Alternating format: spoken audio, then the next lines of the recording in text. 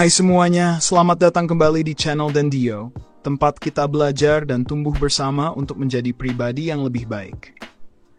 Di video kali ini, kita akan membahas tentang bagaimana menjadi pria yang realistis dan tidak terjebak dalam ilusi atau halusinasi. Jadi, simak baik-baik ya, karena kita akan membahasnya secara mendalam. 1. Apa itu halu? Kita sering mendengar istilah halu di sekitar kita. Tapi, apa sebenarnya arti dari halu dalam ilmu psikologi? Halu atau halusinasi, ilusi, dan delusi adalah kondisi yang sering dialami oleh penderita skizofrenia, namun bisa juga dialami oleh orang tanpa gangguan jiwa karena berbagai faktor. Halusinasi adalah ketika panca indera seseorang menangkap hal-hal yang sebenarnya tidak ada. Ilusi adalah perubahan persepsi terhadap sesuatu yang nyata, misalnya mengira ada macan, padahal itu kucing. Delusi adalah keyakinan yang salah dan tidak berdasarkan kenyataan, seperti meyakini telah menikah dengan seorang artis. 2. Contoh halu dalam hubungan. Misalnya seseorang jatuh cinta berat pada seorang selebriti. Halusinasi terjadi ketika ia merasa melihat selebriti tersebut di kamarnya, padahal tidak ada apa-apa.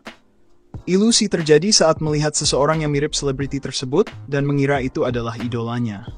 Delusi adalah ketika seseorang yakin bahwa ia sudah berpacaran atau menikah dengan selebriti tersebut, bahkan sampai mencoba mendekati orang yang bersangkutan. 3. Halu dalam keinginan menjadi kaya. Jika seseorang ingin menjadi kaya, halusinasi terjadi ketika ia melihat tumpukan uang di kasurnya padahal tidak ada. Ilusi adalah ketika melihat sesuatu yang berkilau dan mengira itu emas, padahal hanya batu biasa. Delusi terjadi saat seseorang yakin bahwa dirinya adalah orang terkaya di Indonesia dan mengharapkan pelayanan khusus di bank, meskipun saldo tabungannya hanya sedikit. 4. Dampak negatif halu ilusi, halusinasi, dan delusi bisa menghancurkan kehidupan seseorang. Keyakinan yang tidak sesuai dengan kenyataan bisa membuat seseorang bertindak tidak rasional, mengganggu hubungan dengan orang lain, dan merusak reputasi serta kepercayaan diri. 5. Perbedaan antara halu dan visualisasi.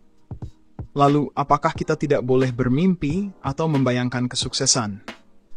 Tentu saja boleh, namun tekniknya berbeda. Namanya visualisasi.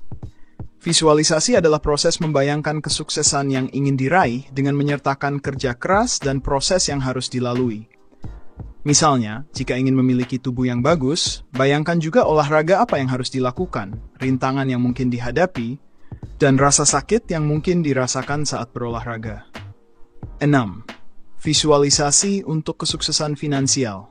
Jika ingin menjadi kaya, bayangkan bisnis apa yang harus dibangun, pelatihan apa yang perlu diikuti, berapa banyak uang yang harus ditabung untuk modal, dan godaan yang mungkin muncul saat mengumpulkan modal. Visualisasi bukan hanya tentang membayangkan kesuksesan, tetapi juga menyadari proses dan kerja keras yang diperlukan untuk mencapainya. 7. Manfaat visualisasi. Visualisasi dapat memberikan harapan positif dan energi ekstra saat merasa lelah atau burnout.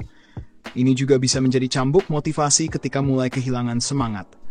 Dengan visualisasi, seseorang tidak hanya bermimpi, tetapi juga merencanakan langkah-langkah konkret untuk mencapai mimpinya. 8. Teknik visualisasi yang efektif. Untuk melakukan visualisasi yang efektif, pertama-tama tentukan tujuan yang jelas. Setelah itu, bayangkan langkah-langkah yang perlu diambil untuk mencapai tujuan tersebut. Visualisasikan setiap detail prosesnya, termasuk tantangan dan rintangan yang mungkin muncul. Dengan cara ini, visualisasi menjadi lebih nyata dan memberikan panduan yang jelas untuk mencapai tujuan. 9. Menggunakan visualisasi untuk hubungan. Dalam hubungan, visualisasi bisa membantu membayangkan hubungan yang sehat dan bahagia. Bayangkan cara berkomunikasi yang baik, bagaimana menangani konflik dengan bijaksana, dan bagaimana menjaga kebahagiaan pasangan. Visualisasi ini membantu untuk mempersiapkan diri menghadapi berbagai situasi dalam hubungan dengan cara yang lebih positif. 10. Menggunakan visualisasi untuk karir.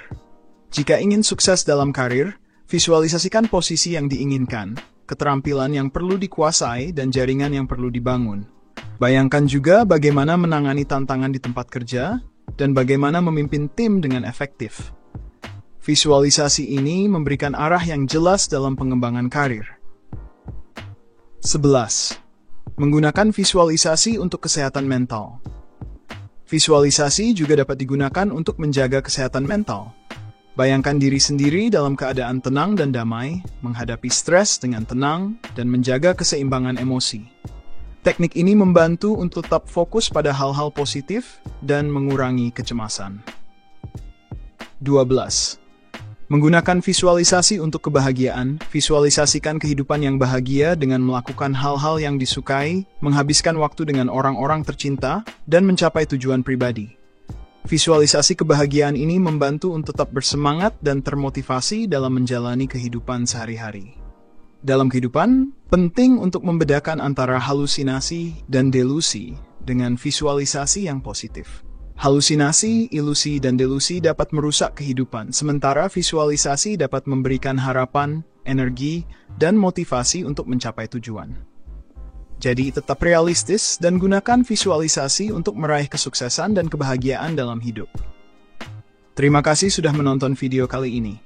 Jangan lupa dukung terus channel Dendio dengan like, komen, dan subscribe serta nyalakan tombol loncengnya agar kami makin semangat bikin kontennya. Sampai jumpa di video berikutnya.